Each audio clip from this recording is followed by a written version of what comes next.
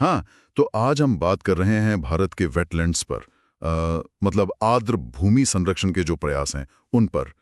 और इसमें हाल ही में वो विश्व पर्यावरण दिवस पर एक अच्छी खबर आई है, जिसके बारे में हमें एक लेख से काफी जानकारी मिली। जी। खबर यह है कि भारत ने 2 और वेटलैंड्स को रामसर सूची में शामिल कर लिया है। हाँ। ये राजस्थान में है, खीचन वेटलैंड्स, और दूसरा है मेनार वेटलैंड कॉम्प्लेक्स। जी बिल्कुल। तो इसके साथ ही अब कुल मिलाकर भारत में 91 मतलब 91 रामसर स्थल हो गए हैं। हाँ, और ये 91 का आंकड़ा अपने आप में काफी मायने रखता है। इसके साथ ही भारत अब एशिया में सबसे ज्यादा रामसर साइट्स वाला देश बन गया है। अच्छा, एशिया में सबसे ज्यादा? जी हाँ, और ये सिर्फ एक गिनती नहीं, आप समझिए, ये दिखाता है कि पर्यावरण संरक्षण के वैश्विक मंच पर बिल्कुल भारत की भूमिका कितनी अहम होती जा रही है। एशिया में सबसे आगे, ये तो बड़ी उपलब्धि है। हाँ, उपलब्धि तो है। लेकिन लेख सिर्फ इस उपलब्धि का जश्न नहीं मनाता, बल्कि ये भी सोचने पर मजबूर करता है कि भाई इस बढ़ी हुई संख्या का जमीनी मतलब क्या है? रामसर स्थल होने का असल महत्व क्या है? बिल्कुल सही सवाल है। देखिए, रामसर स्थल का दर्जा मिलना ये एक अंतर्राष्ट्रीय महत्व की पहचान है ना? हाँ। ये वेटलैंड्स मतलब आर्द्र भूमियां, ये जैव विविधता के लिए आप कह सकती हैं खजाने की तरह है। अनगिनत पौधों, पक्षियों, मछलियों और दूसरे जीवों का घर। जैसे लेख में बताया गया है कि खीचन वेटलैंड, हाँ, वो कुरजान के लिए। हाँ, प्रवासी कुरजान मतलब डेमोसेल क्रेन्स के लिए दुनिया भर में मशहूर है। अच्छा। सोचिए, ये छोटी सी जगह हजारों किलोमीटर दूर से आने वाले इन पक्षियों के लिए एक तरह से जीवन रेखा है। हाँ, और लेख में एक और दिलचस्प बात ये भी है कि इन जगहों को बचाने में सिर्फ सरकारें नहीं, बिल्कुल नहीं, बल्कि जो वहाँ के लोग हैं, स्थानीय समुदाय, वो भी बड़ी भूमिका निभा रहे हैं। खेचन में तो वो पक्षियों को दाना खिलाने की एक परंपरा सी बन गई है। एकदम सही कहा आपने। वो संरक्षण का एक अनोखा उदाहरण है। और ये समुदाय आधारित प्रयास बहुत जरूरी हैं, क्योंकि वेटलैंड्स सिर्फ जानवरों का घर नहीं होते। अच्छा। ये हमें कई जरूरी पर्यावरणीय सेवाएं भी देते हैं, मतलब इकोसिस्टम सर्विसेज। जैसे साफ पानी देना, बाढ़ के पानी को सोख कर शहरों और गांवों को बचाना। हाँ, बाढ़ नियंत्रण। हाँ, और कार्बन को सोख कर क्लाइमेट चेंज को कम करने में मदद करना। तो ये हमारे पर्यावरण और हमारे समुदायों की सेहत के लिए अनिवार्य है बेसिकली। समझ गया।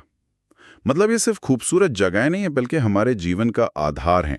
पानी की सफाई, बाढ़ नियंत्रण, ये तो सीधे तौर पर आम लोगों की जिंदगी से जुड़ा है ना? बिल्कुल। और यहीं पर चुनौती भी सामने आती है, जिसका जिक्र लेख में है। अच्छा, चुनौती? हाँ, देखिए, 91 स्थल होना एक बात है, लेकिन इन सभी का सही तरीके से प्रबंधन करना, हाँ। उन्हें स्वस्थ रखना, ये बिल्कुल दूसरी बात है। ये एक बड़ी जिम्मेदारी है। हाँ, मतलब सिर्फ लिस्ट में नाम जुड़ जाना काफी नहीं है। लेख किस तरह की चुनौतियों की तरफ इशारा कर रहा है? क्या हैं वो चुनौतियां? देखिए, कई तरह की चुनौतियां हैं। एक तो है जैसे बढ़ता पर्यटन का दबाव। मेनार जैसी जगहों पर पक्षी देखने लोग आते हैं, जो अच्छी बात है, लेकिन अगर इसे ठीक से रेगुलेट ना किया जाए, संभाला ना जाए, तो नुकसान हो सकता है। हाँ, तो यही पक्षियों के लिए खतरा बन सकता है। फिर आसपास की खेती या उद्योगों से आने वाला प्रदूषण है, पानी की कमी हो सकती है, या फिर जमीन पर अतिक्रमण। हाँ, एनक्रोचमेंट की समस्या तो कई जगह है। बिल्कुल। तो इन सब चीजों को संतुलित करना बहुत मुश्किल काम है। और एक तरफ तो ये उपलब्धि है, 91 साइट्स, एशिया में नंबर 1, और दूसरी तरफ ये जटिल प्रबंधन की चुनौती।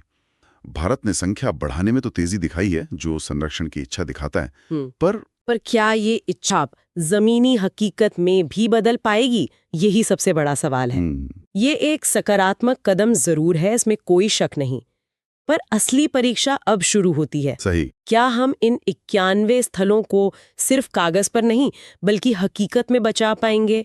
क्या विकास की जरूरतों और पर्यावरण संरक्षण के बीच वो सही संतुलन वो बना पाएंगे? ये वाकई सोचने वाली बात है। मतलब ये दौड़ सिर्फ संख्या बढ़ाने की नहीं होनी चाहिए, नहीं, बल्कि गुणवत्ता बनाए रखने की भी होनी चाहिए, है ना? बिल्कुल।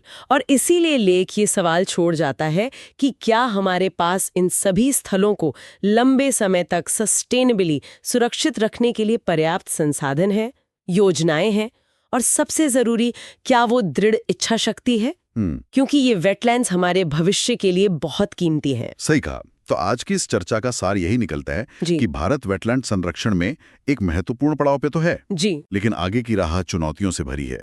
और ये सोचने के लिए एक अहम बिंदु है कि हम कैसे सुनिश्चित करें कि ये महत्वपूर्ण पारिस्थितिक तंत्र आने वाली पीढ़ियों के लिए भी सुरक्षित रहें। बिल्कुल, चुनौती बड़ी है पर उम्मीद भी है।